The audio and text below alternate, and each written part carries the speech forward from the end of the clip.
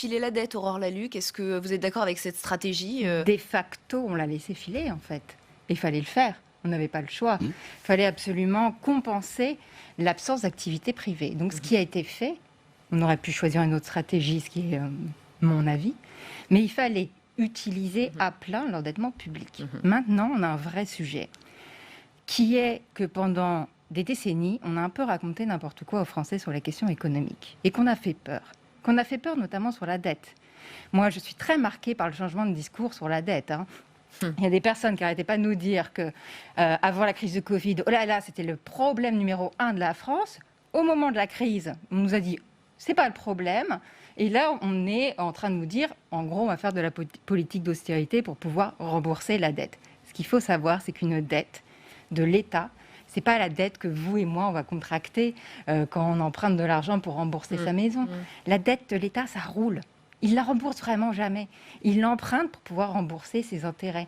Ça se roule, la dette. Et là, il y a une confiance dans la dette française pour l'instant qui est impeccable, vu qu'on emprunte sur des temps longs qui sont de 12 ans, à 0%, voire à des taux négatifs. Mais attendez, Donc le problème, pour en fait, rester crédible, il est pas vous là. dites que de toute façon, il faudra mettre en place des politiques d'austérité Ah pour non, rester crédible. Pas du tout, au contraire. Si on veut vraiment faire de la macroéconomie pour de vrai, Ouais. et avoir un moment de l'argent qui rentre dans le budget de l'État, il nous faut au contraire avoir une politique très offensive et au contraire dépenser de l'argent, mais pas n'importe comment. La dette, en fait, c'est jamais un problème, c'est un outil. Il faut par contre bien l'utiliser. L'utiliser de manière stratégique, c'est-à-dire faire de l'investissement notamment, faire des plans de relance qui ont un effet multiplicateur. Là, le problème, c'est que la dette, elle tombe pas bien, parce qu'on aimerait avoir beaucoup de marge de manœuvre pour pouvoir investir. On manque d'investissement public, il faut relancer la machine économique et la réorienter vers la transition écologique. Donc on aimerait avoir un peu plus de marge de manœuvre. Donc c'est ça le problème. Et il y a puis un autre sujet qui est qu'on va justifier cet endettement pour faire des politiques d'austérité. Moi, mon sujet, en fait, c'est que sur la question de la dette, j'aimerais qu'on soit sérieux et que les gens qui nous disent qui veulent mettre en place des politiques d'austérité, qu'ils l'assument, mais qu'ils n'utilisent pas le prétexte de la dette, ou alors qu'ils nous donnent des propositions sérieuses comme l'annulation de la dette côté Banque Centrale Européenne, qui est parfaitement possible. Moi, je ne conseille pas de toucher à la demande globale dans le moment actuel. Et les retraites en font partie. La demande globale, c'est quoi ? C'est la consommation et c'est l'investissement. Et on en a besoin aujourd'hui, notamment parce qu'on était en situation de sous-investissement structurel au niveau français, mais aussi au niveau européen, dans plusieurs domaines, celui de la transition écologique, celui des services publics en règle générale. Et ça a été pointé, et c'est au niveau européen, dans tous les pays, mais la France en particulier. Donc je ne conseillerais pas ça. Ce que je conseillerais, c'est d'avoir un plan de relance déjà qui fonctionne. Là, les services de l'État nous ont même dit que l'effet multiplicateur du plan de relance était de 0,8. Autant dire, il n'y a pas d'effet multiplicateur. Qu'est-ce que ça veut dire, effet multiplicateur ? Un effet multiplicateur, pour schématiser, en gros, c'est quand vous investissez 1 euro, vous espérez en récupérer 2. D'accord. Je schématise. Et là, c'est quasi nul. Ah bah là, c'est même négatif. Donc ça va pas. Ça veut dire qu'il y a un gros souci. Il faut qu'on arrive à sortir d'une perspective gestionnaire et à repenser l'économie comme un circuit. C'est pas de la comptabilité, l'économie. C'est un circuit qui s'alimente en permanence. Et on a perdu ça. On a perdu la notion d'investissement. Si vous êtes cynique et que, finalement, vous n'avez pas trop d'empathie, la question sociale, il faut la voir dans une perspective économique. Si aujourd'hui, on a un gros problème de chômage, que les gens perdent des revenus, etc., votre consommation, elle sera en berne. Et aussi vos investissements. Donc là, aujourd'hui, pour pouvoir réorienter notre économie vers la transition écologique et sociale, comme on a parlé Éric hier à juste titre, pour pouvoir aussi lutter contre des perspectives déflationnistes, parce que si on est dans une déflation, c'est aussi parce qu'on a un problème de demande globale, il nous faut absolument avoir un État qui utilise l'argent de manière beaucoup plus stratégique, parce qu'on parle de l'argent, c'est de l'argent public, c'est la preuve de confiance la plus ultime qu'on puisse avoir, donc il faut bien l'utiliser. Et à mon avis, on a besoin d'investissements très clairement fléchés vers la transition écologique.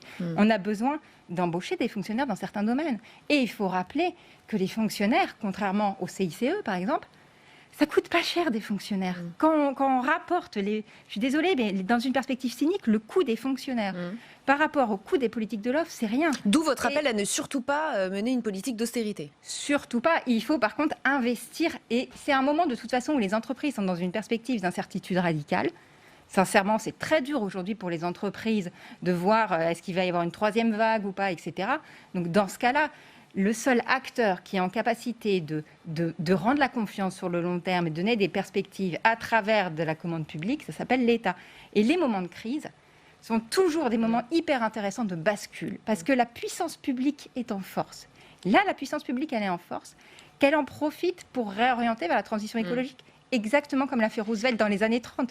Il n'a pas fait une perspective gestionnaire face à la crise de 29. Il a fait un projet de société. Il a jeté les bases de l'État-providence américain, même s'il est loin d'être fini, on le voit.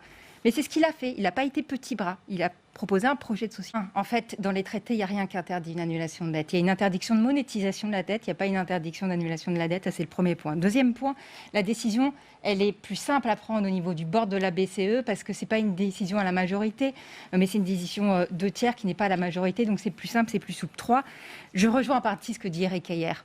Et ça a été... Sur quel point? Sur le côté, la dette n'est pas un problème tout de suite. Et ça a été pour moi une vraie réflexion sur ce sujet-là, parce que j'ai toujours dit que la dette française n'était pas un problème. D'accord. Mais j'ai deux sujets, en fait, à ce niveau-là. C'est que, dans la proposition qu'on fait, on ne demande pas d'annuler la dette BCE pour l'annuler.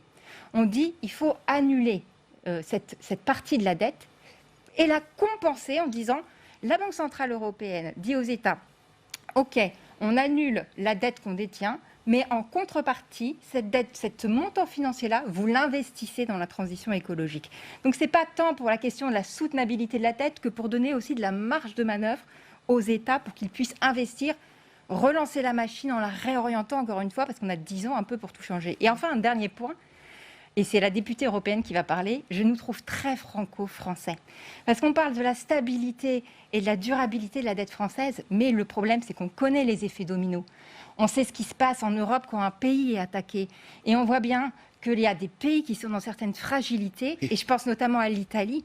Et donc, par exemple, si l'Italie se fait attaquer, la dette française se fera aussi attaquer. C'est aussi ça le sujet. Je vois Eric hier qui fait... Mais moi, c'est vraiment mon inquiétude. On a vu ce qui s'est passé au moment de la Grèce, à quel point il y a eu des effets dominos. Donc, je pense qu'il faut aussi penser dans une perspective européenne.